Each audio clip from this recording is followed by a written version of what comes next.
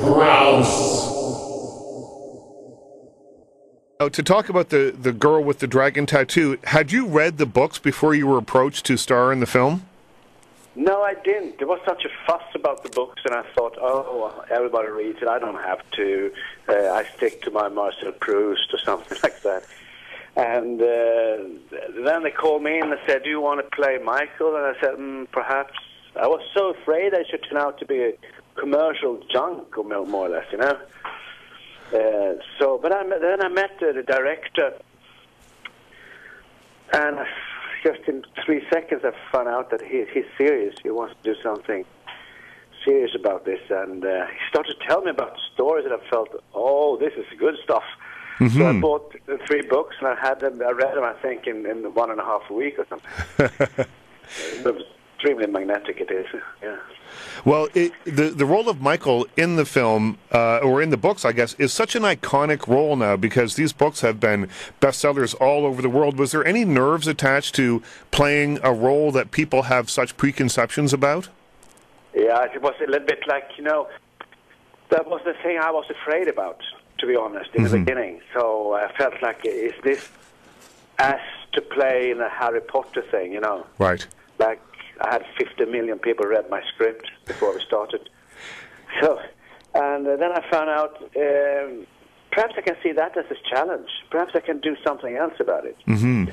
Perhaps I can add something to it, Now, was it always intended that you would star in all 3 of the films?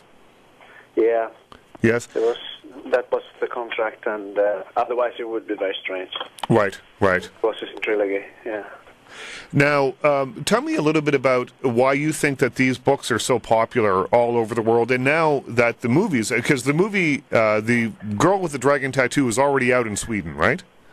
Yeah. And it's been a big hit over there. Yeah, everywhere, where we go, it's just hilarious, I don't know.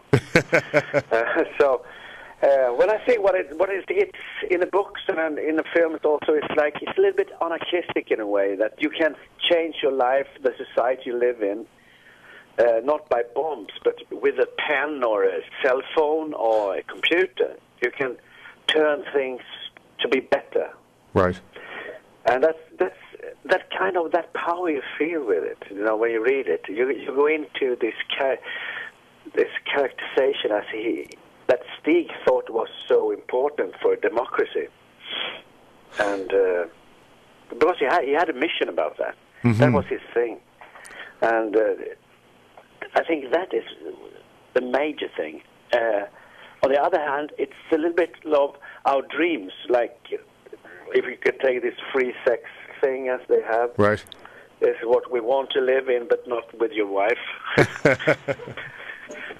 It's kind of what we thought were so easy, in the 60s and 70s. Yes.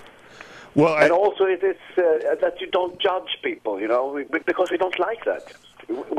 But we even do that every day, and that's one of the major subjects. Like, don't judge people; they can really surprise you. You can take, whatever.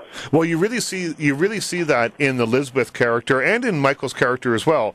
But with Lisbeth, she has, I think, this incredible story arc that makes her such a fascinating character. Yeah, she has this sickness of Asperger, and she's a little bit like a Lara Croft with a computer. Mm-hmm, absolutely. Yeah. Now, this is a very Swedish film. I'm talking about the Girl with the Dragon Tattoo now, but it's also very violent in parts. How do you feel that American audiences and North American audiences will react?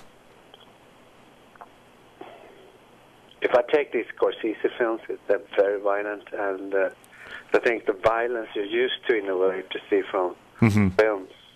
What it's about, it's violence that is kind of a violence that you don't want to see. It's not 2 bandits fighting. It's violence against women. It's things like that we try to,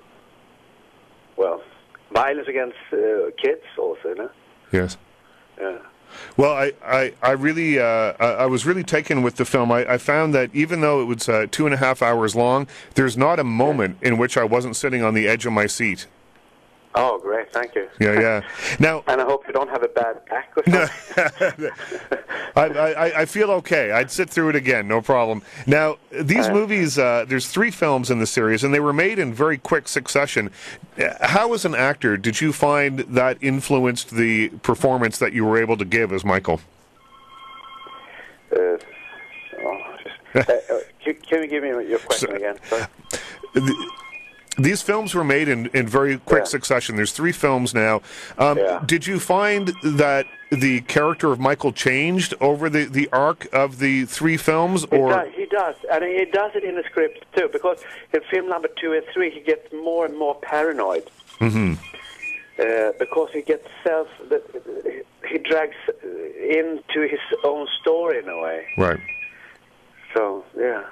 Now, I've heard, and I'll let you go after just one last question. I've heard that cool. that there's going to be an American remake of this film, which I don't really think is a great idea, I have to tell you. But who could you imagine playing Michael in an American remake? The one I can see for myself is George Clooney, to be honest. Right, yeah. right. Because he has this... when he does things, I can feel that he goes into things not just for the money. He seems with his whole heart, and I think he has a mission in a way, what kind of films he's chosen and all that. Right. You know what? I think that's a good choice. I can see George Clooney in that role. But, yeah, me too. But for now, I will only imagine you in that role. I really enjoyed the film, and thanks for taking a few minutes to chat with me about it. Thank you very much, and I hope you will like it over there. Absolutely. Richard Crouse.